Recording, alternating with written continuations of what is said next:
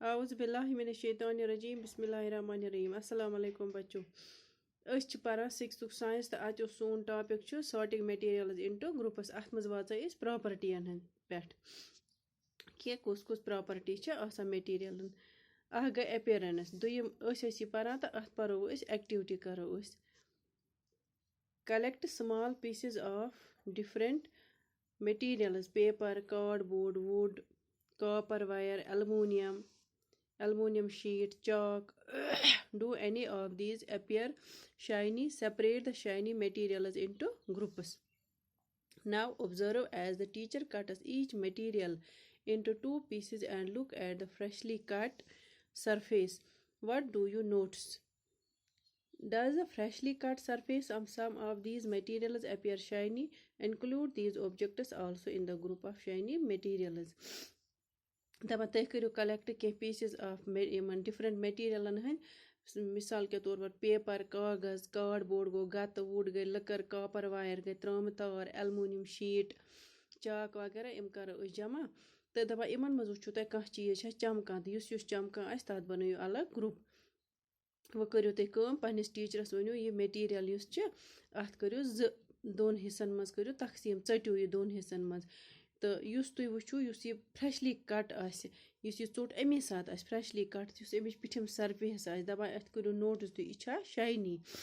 तो अगर हसा यह शाइनी तेल करो इनक्लूड शाइनी मटेरियलन मज do you notes such a shine or luster in the other materials cut them any way as you can repeat this in the class with as many materials as possible and make a list of those with and without luster instead of cutting you can rub the surface of material with sandpaper to see if it has luster दबा तुम करो सो notice बाकी material cardboard would वगैरह aluminium wire यह copper wire sorry copper wire aluminium sheet वगैरह चाक उमन मज वो कुस कुस चमकदार चीज तमन बनो अलग ग्रुप तो यह करो तुम रिपीट यह करो तुम रिपीट यह एक्टिविटी वारियाहन मटेरियलन पे यम तुम पॉसिबल गसने तो पत करो तुम अत ग्रुपस मज शामिल यम चमकान आसन या जन यम न चमकान आसन के तमन बनो अलग ग्रुप दपान चटन बदल बावजूद हेकु तुम यमन रब त करित यानी सो खरो फश फश दिस गखरवन यथ वन सैंड पेपर सत पे वन रेग माल दियो अत रेग माल सत फश तम सत चमक खसान यमन चीजन तुम वो कत कत लगे तो सह करो तुम अलग पत गो materials that have such luster और यूजुअली मेटल्स दपान यमन जन इस शाइन यम तुम चीज अत वो यमन दितु तुम रेग माल या हुत कन चटो इहस सरफेस वो चमकान metals iron copper aluminium and gold और एग्जाम्पल्स ऑफ मेटल्स दपान शिस्तर कॉपर गो त्रम बे एलुमिनियम तो सोन गो गोल्ड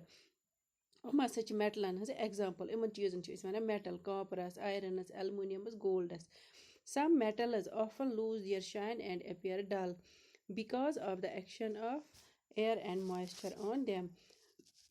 दपन कह मेटल यम यमन शाइन गसान कम बासान डल अपीयर गो बासान यमन डल क्या कि यमन लगान एयर यमन रिएक्शन गसान हवा सत बे मॉइस्चर खसान वही therefore notes the luster only on freshly cut surfaces तवे वुचान यह चमक सिर्फ तुमन यम जन ताज ताज चटमित इहज पिठम surface when you visit an ironsmith or a workshop look out for freshly cut surfaces of metal rods to see if they have luster दपान अगर हसा तुम गो खार सन्स दुकानस पे या वर्कशॉपस पे तत वो तुम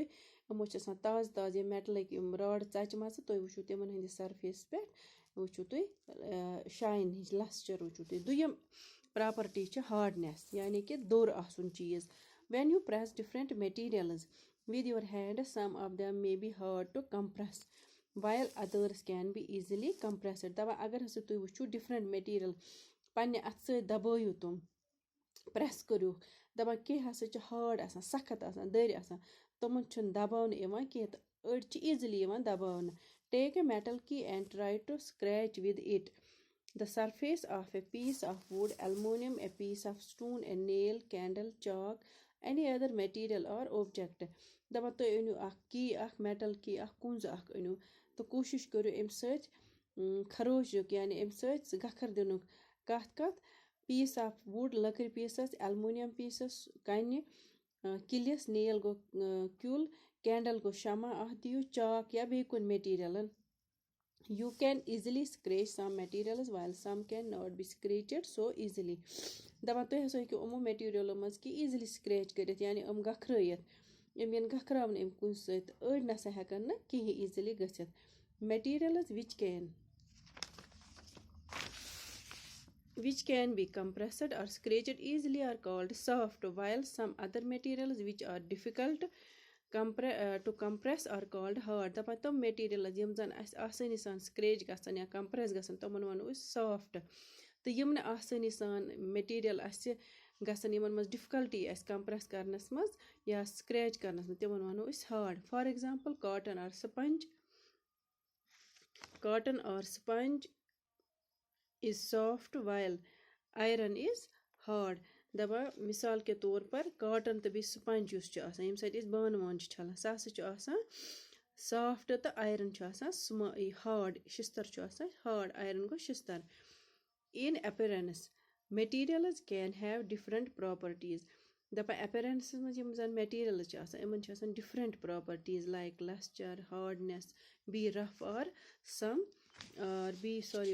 rough or smooth دپان یِمن منٛز ہسا چھِ آسان different یِم properties یِم چھِ ہٮ۪کان shiny تہِ ٲسِتھ یا دٔرۍ ٲسِتھ یا smooth ٲسِتھ پگاہ پرو أسۍ اَمِچ بیٛاکھ property soluble or insoluble